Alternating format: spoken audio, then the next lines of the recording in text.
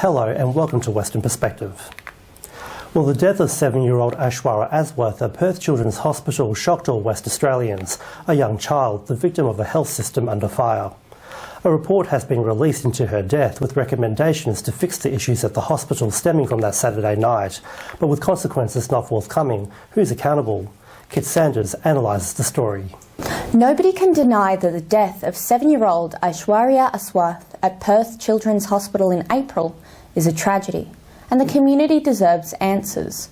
How else can her parents find peace, and how can other parents trust PCH with their children's lives? Aishwarya died of sepsis brought on by a Streptococcus A infection. This bacteria is also associated with diseases such as scarlet fever and is treated with antibiotics such as penicillin. Since January 2020, there have been 21 incidents of the hospital nearly missing a life-saving diagnosis. But there's yet to be a review into this. Aishwarya's parents are calling for an independent inquiry into this so that other parents do not have to suffer as they have. The recent review into the young girl's death has revealed several disturbing issues that could have saved her life had they been addressed earlier. These include a hospital culture, staffing issues, faults in protocol, and cultural insensitivity. The report is very detailed and constructive. It contains extremely sensitive and confidential medical information. It is confronting and extremely distressing reading. Heavy blame has been placed on the government for this tragedy, some even calling for Roger Cook's resignation as Health Minister. However, can a minister be blamed for an incident where protocol has been broken and policies ignored? Reports have suggested that there is a culture within PCH that allows for escalations of care to go unanswered. This is clearly an issue with staff and something that the government must act on, but is not responsible for occurring. The board chair of the Children and Adolescent Health Service, Deb Karanzinski, has resigned, and the chief executive, Dr. Aishwarya Aswath, also tendered a resignation, but it was rejected.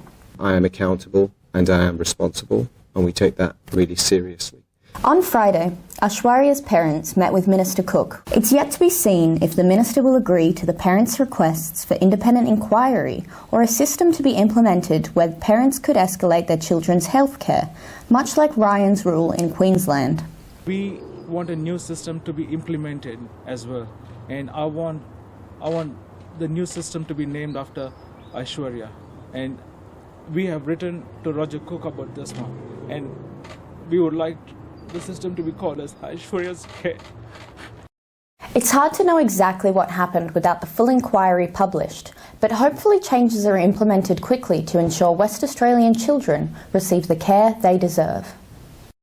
And now, here's this week's COVID-19 commentary with AMAWA President Dr. Andrew Miller.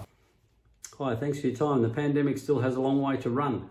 It's not going to be over soon, unfortunately. So there's at most about 1.5–2 billion people who've been exposed to the virus or been vaccinated so far. And getting access to ongoing vaccination for the variants is something that's going to take a long time to penetrate the rest of the world population, including those 5.8 billion who at the moment have had neither vaccine nor disease. This means that as we want to have more people travel to and from Australia for compassionate or for business reasons, we're going to need to have effective vaccine and effective quarantine. Quarantine needs to move away from the hotels. Good to see they're under new management at a state health department level. Hopefully we'll now implement very quickly all of the Weeramanthri report recommendations to assist us in protecting the workers, the guests and the community there, reduce the amount of airborne spread that's been happening in those facilities, so that 1 in 80 in Western Australia, 1 in 80 infected people have resulted in an outbreak in the community, infection of other people. Way too high. So we need to fix all of that, and hopefully we're heading down the right path with that. As far as the emergency department's concerned, the tragic circumstances obviously around Aishwarya's death, good to see the government bringing in a rule about escalating care from the parents. It's just a shame that Roger Cook didn't follow through. He first suggested this in 2016 when in opposition, and we certainly supported it at that time after the incident with baby Malika at that time, following on from Ryan's rule in Queensland, which was first introduced in 2007 to do exactly this. Our question is, Why not apply it to all patients? Why would this not apply to the ambulance ramping in all hospitals? Why would the staff not have a similar way of escalating issues to management as well when clearly safety is being compromised? Because whilst things in the children's hospital have been fixed, still all of the other hospitals are suffering acute shortages of staff, of ability to see patients in a timely manner, and we know that delay in access to care does lead to unnecessary suffering and death. So let's have a renewed focus all that, keep the community watching, because that's the only time it seems that the government will start to upgrade things quickly, and good on them for giving the Children's Hospital the things that it needs and for listening to the family here. Let's hope they listen to all of the families of all of the people who are affected by ambulance ramping. Recently, another 10 cases come forward from St John Ambulance showing just how bad this can be for patients. So we're a rich state, one of the richest places in the world at the moment, and we don't have an excuse when it comes to money. The government just has to deliver. Thanks for your time.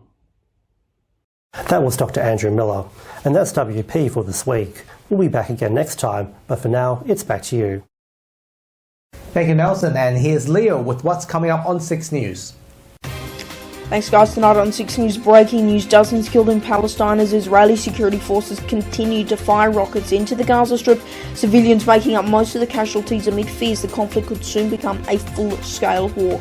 Plus, the first of several scheduled repatriation flights lands in the NT from New Delhi, but over half the people supposed to be on board were not, either testing positive for coronavirus or deemed close contacts. Neo-Nazi Thomas Sewell arrested by counter-terrorism police in New Delhi as the top executive of a major video-sharing platform says pro-white supremacy videos are not grounds for removal, and will explain why America has a chicken shortage. You can see full details on those stories and plenty more by heading to our YouTube channel. Just search 6 News Australia to find us, and our website 6newsau.com. For now though guys, it's back to you. Thanks, Leo. And that's our weekly news and current affairs. We have the latest news on our website, wamnnews.com.au. Until next Sunday evening, from Sarah and myself, we wish you good health and good night. Thanks for watching.